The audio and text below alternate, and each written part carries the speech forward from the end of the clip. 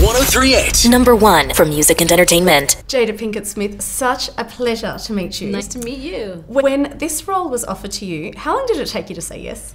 Well, you know, funny enough, when I got the script, my role was written for a man.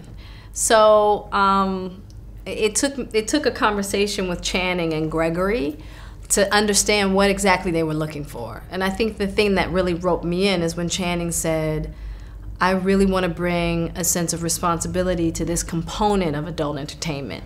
So I said, you know what? That's a radical idea. That's a reason to sign on, because the character wasn't even on paper yet. But see, you say that right. I cannot imagine this film with a male in the role. Like, it would have been a completely different film, don't you think? Yeah, absolutely, no doubt. Which, you know, I give Channing props for even thinking of it that way. I mean, one of the things that he did say, he was like, man, whenever I, thought about taking the show live, I always believed it had to be a female MC. He was like, I don't know why I didn't think about that in the first place with the movie, and so, it's awesome that came into his mind to change the role up. What's it like to now be offered? Because, when you first started in this industry, you were out there going to auditions. Now people are coming to you going, Jada, we want you for this role. We haven't even written it yet. Right. But if you say yes, what's that like? I think you just hit it on the head. I think the idea of, a role that hasn't been written yet, a role that is written for a man, and then they envision you in it, and not only want you to come and play the role, but actually want you to create it, right? I mean, that to me is, it's just wonderful. I mean, I really enjoy being in that place in my career, and and I've worked hard. You have? Yeah, I've worked hard. Yeah, you definitely deserve to be where you're at. Most people would say, Jada, your average day on set, that's actually my fantasy. Right, exactly. What was the reality like? Oh, it was amazing. So it was fantasy-like? It was fantasy-like, big time. I mean, people are always like, do you get now what, why women go to strip clubs? I'm like, I sure do, but I got the best male review of a lifetime. I mean, I don't even know if I would go to a strip club now, because I just don't know if it's going to be able to really compare to what I've been able to see, So, but I have to say it was really an extraordinary, unique experience.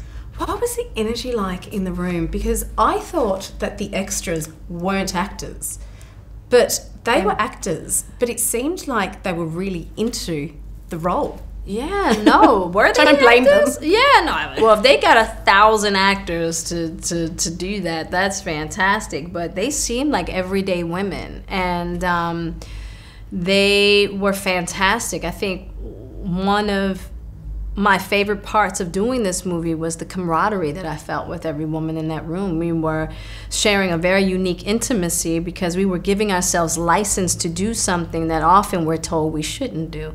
And we were doing it and feeling fantastic about it, and actually feeling, we weren't feeling like dirty or, and it was a very uplifting, rejuvenating experience, and it was so wonderful to be able to share that with so many women at one time. I mean, I felt like every woman in that room was my girlfriend. It was amazing. Everyone's talking about the men, like, oh wow, the men. Hello, forget about the men. You were wow in every sense of the word. In the physical sense of the word, and in, like, you were just so powerful and feisty up on that screen.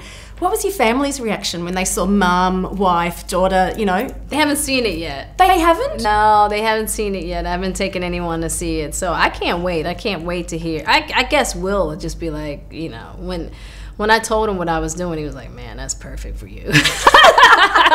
So I'm sure, he'll know, right? But it'll be interesting to see what my sons have to say, for sure. Do you know what? I was going to say, I couldn't see you being the uncool mum, but everyone's mum is uncool, isn't it? Aren't they? So for at some point, but I have to be honest, I'm very lucky that my kids do see me as cool most of the time, but I do have my uncool moments. So what's next for you, Jada? You know what? I got a lot of decisions to make, you know, deciding, you know, do I want to go back to TV? Do I, you know? But I think the first thing I'm going to do is go on vacation.